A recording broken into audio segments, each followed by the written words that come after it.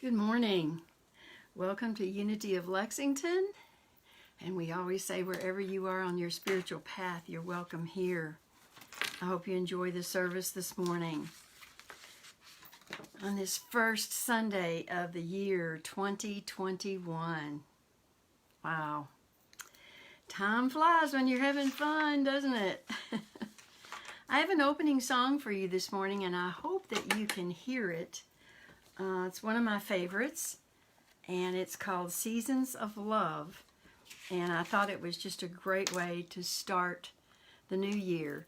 I'm playing it on my iPad, so let's hope that it comes through. Thank you, whoever sent me that heart. Hi, Belinda. Hi, Judy. All right, let's try this.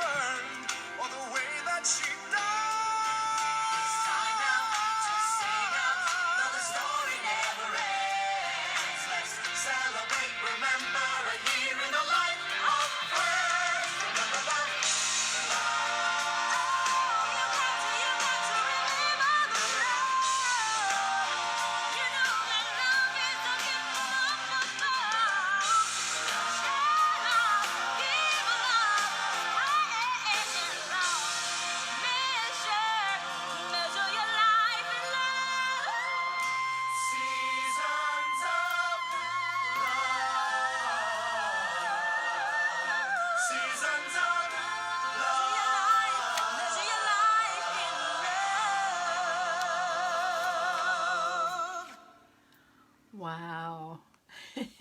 Hope you all could hear that. I just think that is such a fabulous song.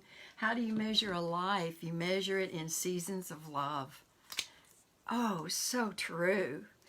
But I couldn't see us starting 2021 without that song, because it's, yeah, goosebumps, Belinda writes. And it's true. I got them too. Oh my goodness.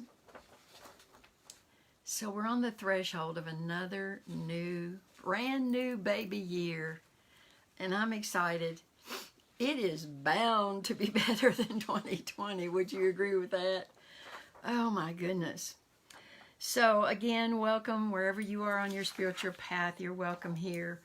I'm so grateful for all of you who are supporting our spiritual community.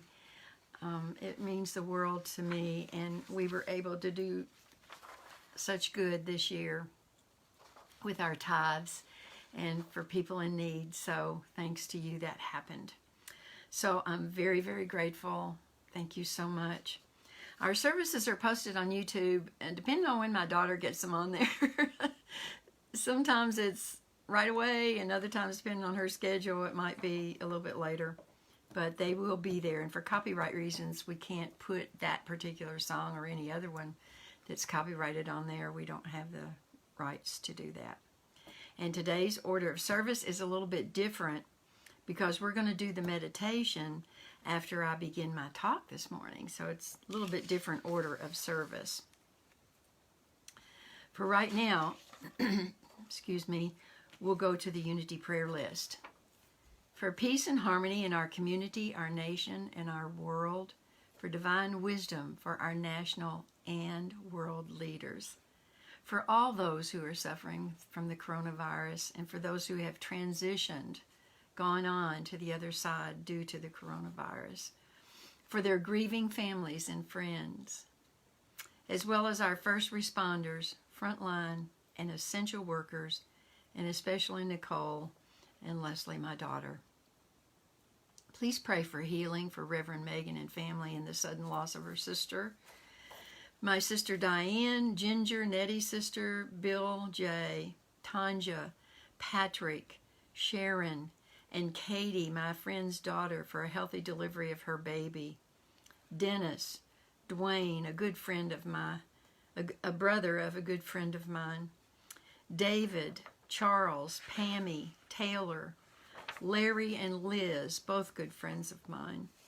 Mackenzie, Chris, and Colette, and family in the loss of Jordan recently. Taylor and family. Jeanette, Belinda, and Hans, her father. Dan, Karen, and Dennis, longtime friends and congregants of mine.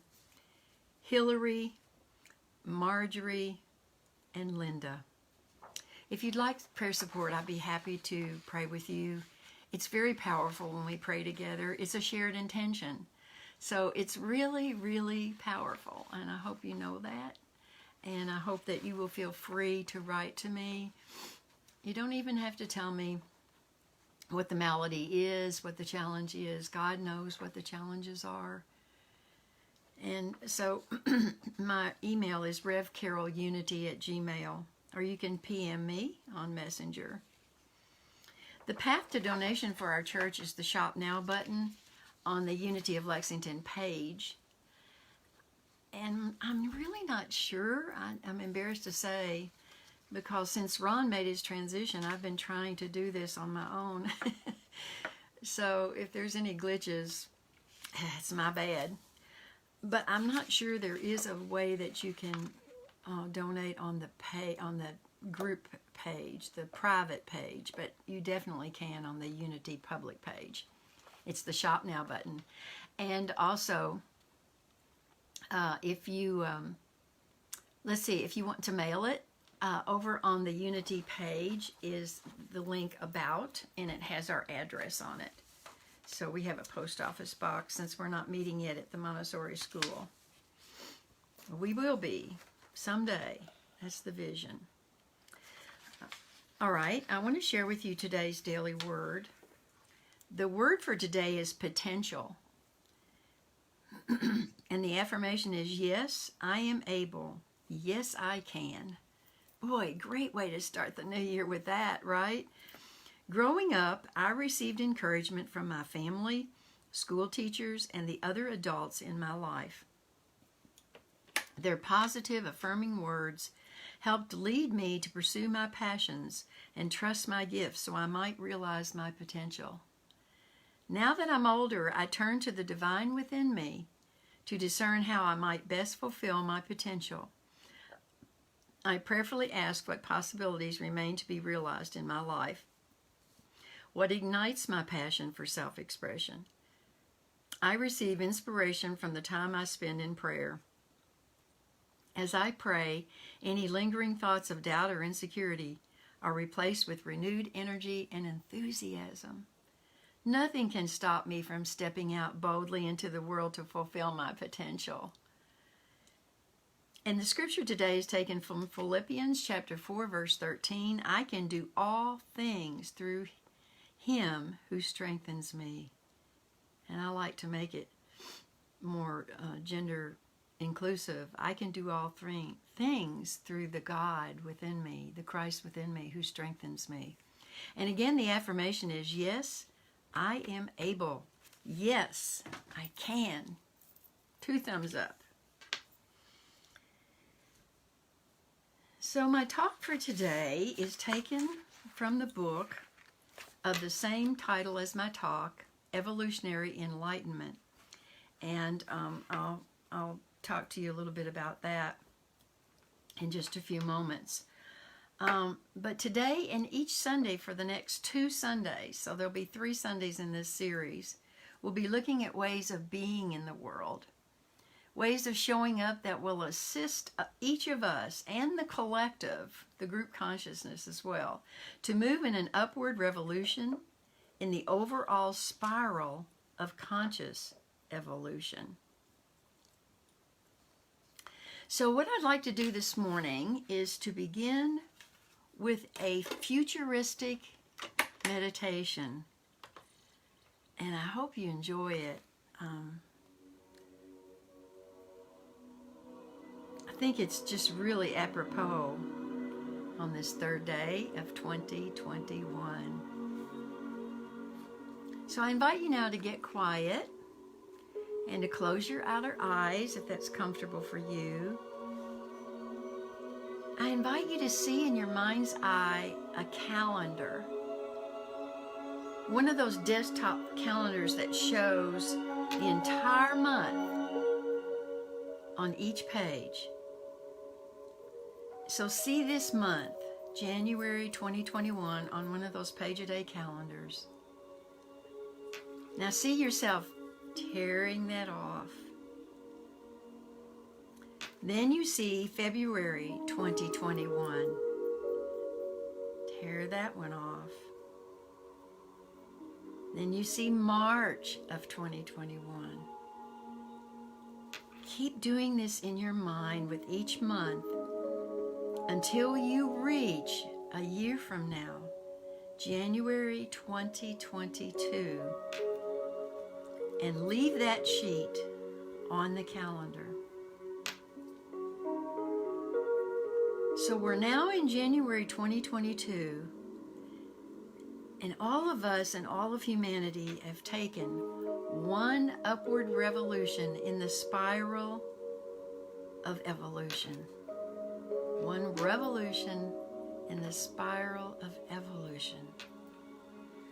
You now have a greater awareness of who you are. You now have an understanding of how life works. You have an expanded consciousness now, and you're living in harmony with the greater good that is always available. So now, from this new perspective, with this new understanding, with this new expanded consciousness, take a look in your mind at your earthly life in 2022.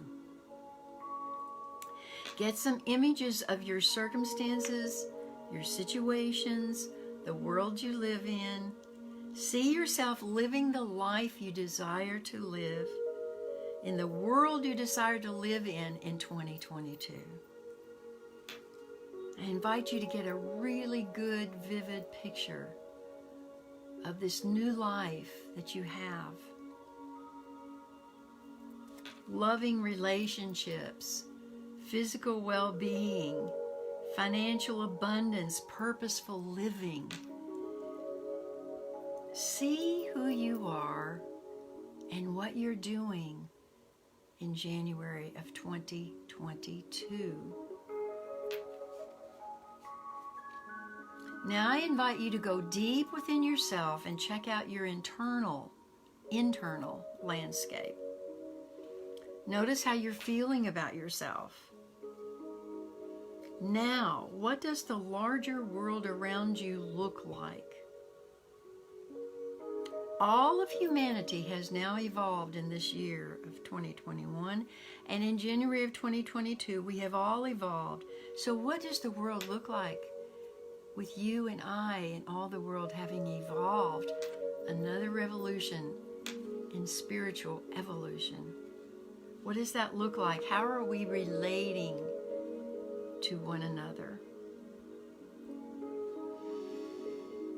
Take another couple of deep breaths.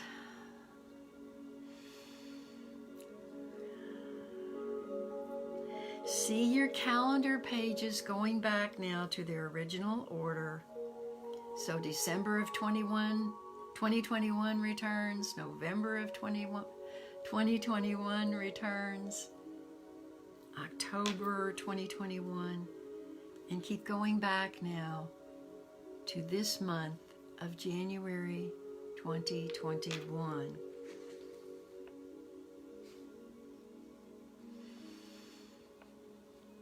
Take another deep breath. I invite you now to come back to the room, to this place and time, and take a moment to reground yourself. And when you're ready, open your eyes.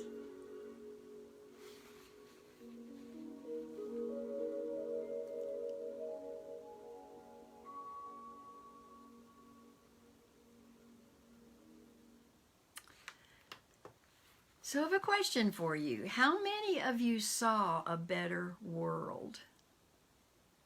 How many of you saw yourselves as having had a part in the creation of it? So this month we are setting the course together for that evolved future that we all just experienced in our heart, in our mind. So each Sunday we're going to look at ways of being, and we're going to look at ways of showing up in a world that will cause us individually and collectively to take an upward revolution around the spiral of evolution. We're always evolving, ever upward. So, and we're doing this so that we become co-creators of the future that we just envisioned. So our guide during this new adventure will be Andrew Cohen, who wrote the book I mentioned earlier, the same title as my talk, Enlightened Evolution. You don't have to have the book to follow me through all of it. It's great if you do, but you don't have to have it. So, before we get to the heart of the book, I want to pose to you a great truth. That's a capital T truth. And I hope you can assimilate it for yourself. This is the great truth. Inherent in the desire to evolve is the ability to evolve. Inherent in the impulse that we experience to go higher and deeper in our levels of understanding of who we are, of how life really works, and what in life really matters is the higher and deeper understanding. If the desire, or the impulse, if you want to call it that, weren't already there, we wouldn't desire it. We wouldn't desire it if it weren't already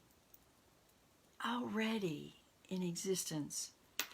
So how extraordinary is it to know that the desire that you have in your heart to be the person that you envisioned just a few minutes ago, living a year from now, in the world that you envisioned a few minutes ago, how extraordinary it is to know that this evolved world, this evolved you, already exists. Here's what the author has to say. We have within us an evolutionary impulse to move forward. That impulse is the same uninhibited impulse that burst forth as the Big Bang. When that impulse is expressed at the highest level of consciousness, it is the inspiration that pulls us towards spiritual liberation and enlightenment. Well, I'm all for that. I hope you are too. So we're going to explore over these next 3 weeks the 5 tenets that he brings forth of evolutionary enlightenment. So today we're going to take a look at 2 of them because of time, and then we'll cover the other 3 over the next 2 Sundays. The first one is clarity of intention, and the second one is the power of volition, which isn't a fancy word for choice. Clarity of intention. You know, as students of New Thought, we know the power of intention. We know the power of clarity of intention. But we are not speaking here about just any intention today. What we're talking about specifically is our intention to evolve. Our clarity of intention to respond to the evolutionary impulse to take an upward turn on our spiral of evolution. That's what we're all about today in the next 2 Sundays. Now, I doubt while you were meditating earlier, while you were visioning, that anybody really imagined a life worse than the one that we're living now. I hope not. It's good to know that this divine impulse that I'm talking about to evolve is always positive, and it always urges you forward. So if you thought that life was worse, I say cancel, start over, because your divine impulse to evolve is what's important, not what the ego thinks is going to happen badly, anything like that. So the impulse to evolve is always positive, always urges you forward. Good news, right? The second tenet is the power of volition or choice. And this tenet asks us to be responsible for ourselves, for nothing less than the destiny of the evolutionary process.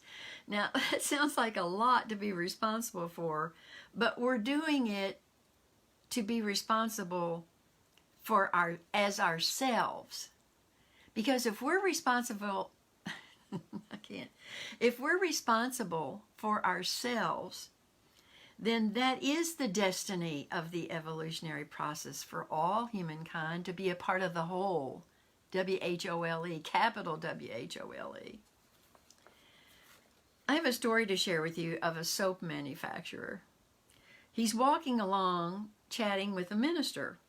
The soap manufacturer says to the minister, "You know, the truth you teach hasn't helped the world much. Look at all the hate, illness, poverty, and war in the world." As they walked, they passed some children playing in the park who were getting pretty dirty. The minister said, "Well, I see the soap you make has not really helped the world much in cleaning up its dirt." The soap manufacturer replied, "Well, soap only works when it's used." To which the minister replied and said, "Just like the truth that I teach." I guess he told him. I like that little story. So this it's a funny story, but it's about personal responsibility. In Unity, we teach that truth that we are personally responsible for our relationship with God. There is no intermediary between us and God. Every living being has already established a direct, personal, and intimate connection with God. And it is our responsibility to get in touch with it. And that's simply by being open to it, by opening ourselves up to that responsibility, to that relationship with God. We are responsible, as I said earlier, for our relationship with the whole. We are each responsible how we choose to move through every life experience. It's true. It's hard. You know, it's not easy to accept. It's great to talk about, easy to talk about. But it's really not easy to live, is it? It's not easy to live knowing that we are responsible. We can't say, "The devil made me do it," or anything like that. Oh my goodness. Your authentic self, and that's with a capital S, believe me, wants to embrace responsibility. your soul, yourself with a capital S, wants to embrace responsibility.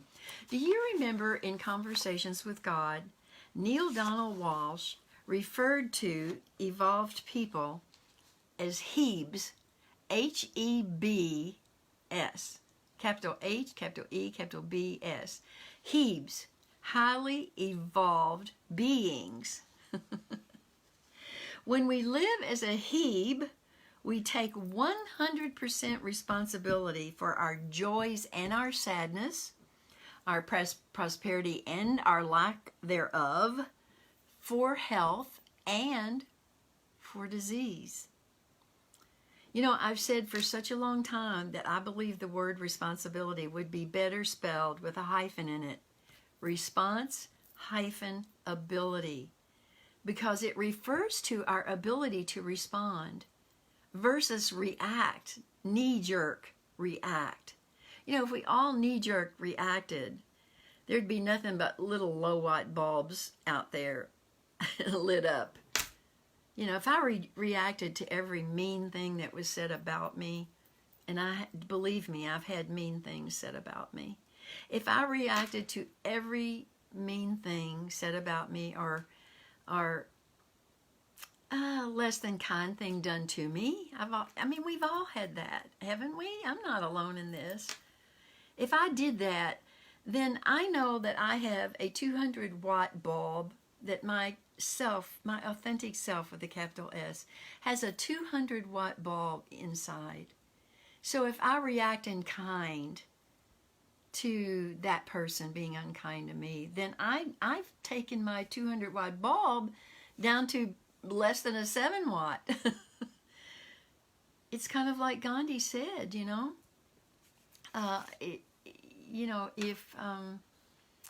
Oh gosh, now I've forgotten. I'm totally embarrassed, but he talks about the whole world being blind and toothless if we all react to one another in the same way. And maybe next week I'll think of it.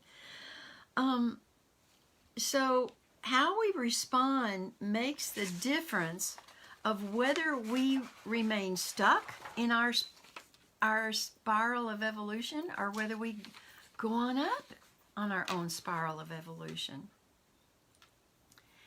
And to illustrate what I mean regarding personal responsibility, I'm going to share an example with you this morning. So before you think that this is bizarre and extreme, now this is a true story. Before you really judge, I ask you to please keep an open mind in the story that I'm about to share with you. Paula Ryan is a New Thought author, speaker, and professional mediator, and she has done mediations in the corporate world as well as with church boards. She describes the process she has developed over her years as mediator. She brings the parties together in a room in front of her, and she hears their stories. She learns what the conflict is all about. Then she has the parties go off in separate corners and do some activity. Actually, the purpose of the activity is nearly irrelevant, as the real purpose is for her to take a break. She takes the break off somewhere away from the group and meditates on what is going on. Now, this is what is really phenomenal. She meditates on what is going on inside of her that is manifesting as conflict of the parties in the other room involved. Then in prayer and meditation, she works to heal that, and this is hard, within herself right then and there. She indicates when she returns that the parties most often resolve issues themselves. Is this a miracle? Well, actually, it's just one person taking 100% responsibility for her world. See, this was their challenge, but it was happening in her world. Would you agree with that? And therefore, she uses this technique to make her world a better place because of her taking 100% responsibility for her world. Now note, I didn't say blame. She didn't take any blame on by any means. I am not talking about that. I would never say that. We cannot accept blame for someone else's behaviors and actions, thoughts, whatever. So if you think that this is outlandish, a practice, I really urge you to Google Dr. Hew, H-E-W, and his last name is Len, L-E-N. He was a psychotherapist, an MD in Hawaii, who used this very technique in closing. And what happened as a result, he used this technique. It's called Ho'oponopono. H''O-P-O-N-O, O-P-O-N-O. Ho'oponopono, Hawaiian word. And it's totally amazing that what he did, and please go read about it because it's so awesome. It's so awesome. He never saw a patient in person at all. He simply used the technique that I described to you that Paula Ryan uses, which is a Ho'oponopono. And there's a specific format to his Ho'oponopono. Whereas I don't think the story reflected that she had a specific format. But he does. And there's like 4 steps. And so I'm not going to give them to you because I'd like you to look them up. If you can't find them, let me know. Let me know on Facebook or PM me or something and I'll get them to you. How does it work? Well, I can only suspect that there's some great truth that gets tapped into. A great truth which says that any negative experience of any kind has the fingerprints of our soul on it. Again, it's not that we cause it or are to blame for it or anything of that nature. Because when you look up Ho'oponopono, you'll see that that's not the object. But it is about accepting responsibility for what is in our world, our little realm of a world. And that's what's important. It's not about who's right or who's wrong at all. And frankly, with my own human intellect, I don't really fully, totally understand it, but honestly, I have used a Ho'oponopono. I totally trust the process. I understand what Paula was doing. I have done it in my lifetime several times. Many, I guess I should say many times. So, to conclude boy, my tongue is just all twisted up today. To conclude my talk this morning, here is your call for the year 2021. Let 2021 be a year of no more blame. Another difficult one because our ego wants to go there immediately. And I always say lame ought to have a word in front of it. B-E-lame. Be lame. No more blame for 2021. No more blaming God. No more blaming our partners, our ex-partners. No more blaming anyone. No more blaming ministers. But especially, no more blaming the economy and politicians. Now, that can be a tough one, I agree, with all the disharmony that's going on, the conflict. Let 2021 be the year we take full responsibility for our lives. And when we do, we will move ourselves and humankind another level up the spiral of our own spiritual evolution. Because we're all connected with the whole. And when we move up the spiral, all of humankind goes with us. We lift each other up. I just think it's so beautiful. So in keeping with my favorite bumper sticker, I'm going to close, and it is this. It's an actual bumper sticker. And the comma is what's important. For God's sake, comma, evolve. I wish I had that bumper sticker. As a reminder to myself, it's not about you out there. It's always about me in here. Would you agree with that? So I invite you to tune in next week for another 2 of the tenets that we'll be talking about, the teachings that are presented to us to help us to evolve towards enlightenment. Enlightenment. I love that word. So I have a little bit of time, and I can share with you in closing my favorite book, and I can't show you this because the mirror image will not be, it's backwards. I never have figured out how to do that. This little paperback book is called A Year Without Fear, and it's by a woman by the name of Tama, T-A-M-A, Kieves, K-I-E-V-E-S. And it's a yearly meditation on trying to eliminate fear from our lives. And that's been a goal of mine for a long time. I was fearful as a child, and I took a lot of those fears with me into adulthood. So it's an ongoing process for me. It really is, but I'm way better at eliminating it than I ever used to be. So here's what she says about today, January the 3rd. Astonish yourself in this lifetime. Discover your own faculties. You did not come here to settle on the sidelines and watch others live their dreams. Amen. When did you stop believing you could have what you wanted? Why did you stop believing? Burn this story. Begin again. You are anointed.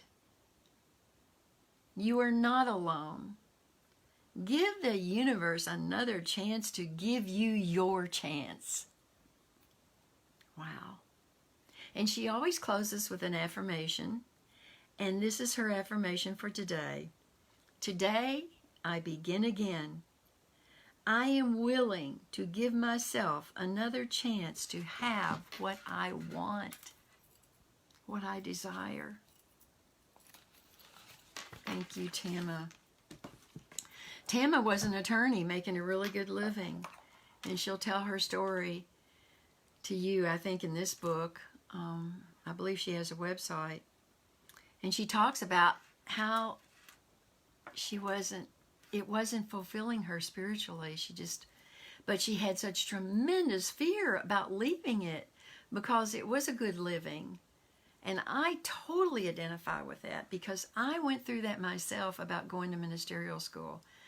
I was making, and this was years ago, back in the 80s and the early 90s, I was making about $72,000 a year plus stock options. I mean, I was riding high.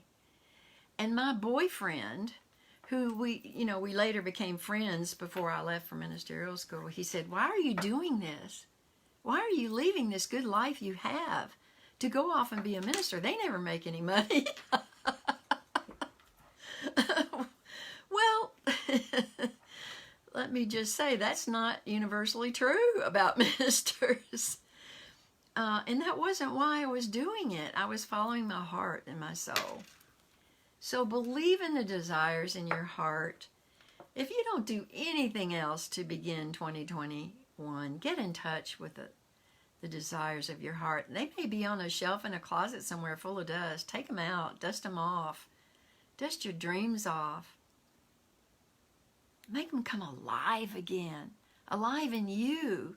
You were given that desire and that dream so that you could make your life better. And when you make your life better, everybody around you's lives become better. That's the truth with a capital T. So don't give up on your dreams. Don't give up on yourself. Believe in yourself. All right, I'm going to close this morning, as I always do, with the prayer for protection. The light of God surrounds us. The love of God enfolds us. The power of God protects us. And the presence of God watches over us. And wherever we are, God is, and all is well. So, I'm going to share a wonderful song with you, again by Daniel Nahmod. As you can tell, he's my favorite New Thought singer. And this song is called Three Little Birds, but stick with it if you have time, because he goes into somewhere over the rainbow. I love that song. All right, I love all of you all, and I love the little messages and the little emojis that you send me. It just really makes me feel so good and so loved, and I love you all back so much. So listen to Daniel, and I hope you can hear the words okay to this. And remember, next week we are going to have the second in this series of 3 about evolutionary enlightenment, and I hope you enjoy it.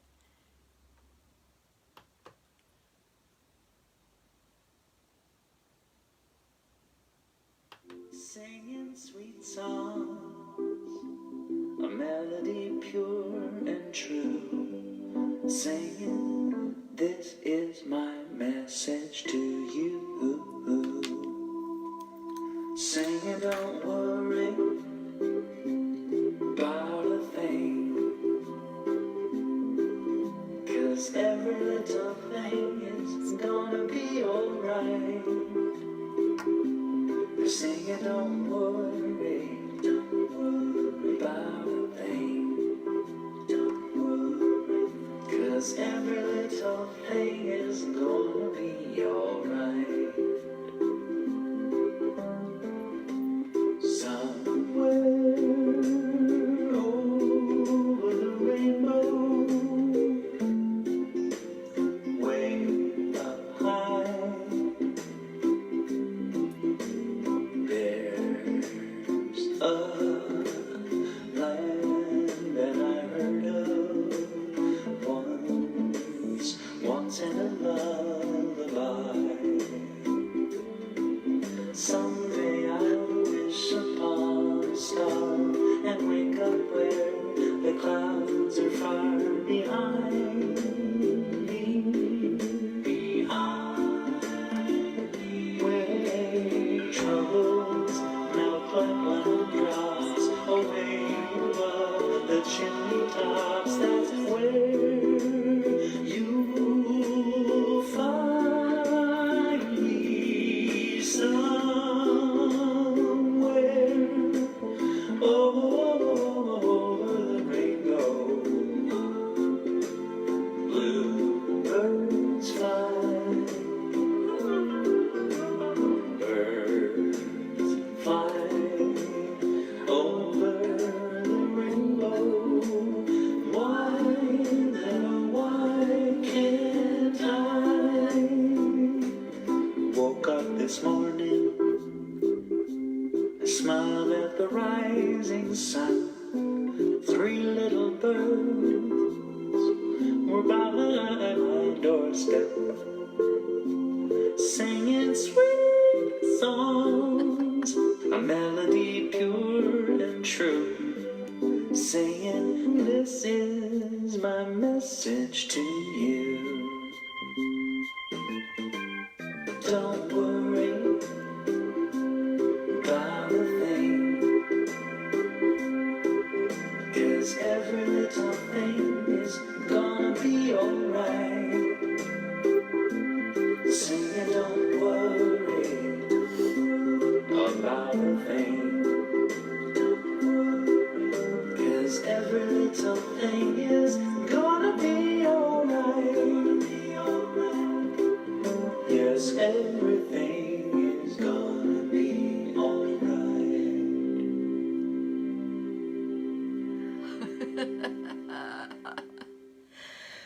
Oh, I can't imagine a world without music. Oh, music is just so awesome. So I hope you all enjoyed that, and I'll see you next week, and have a great week. Much love. Bye.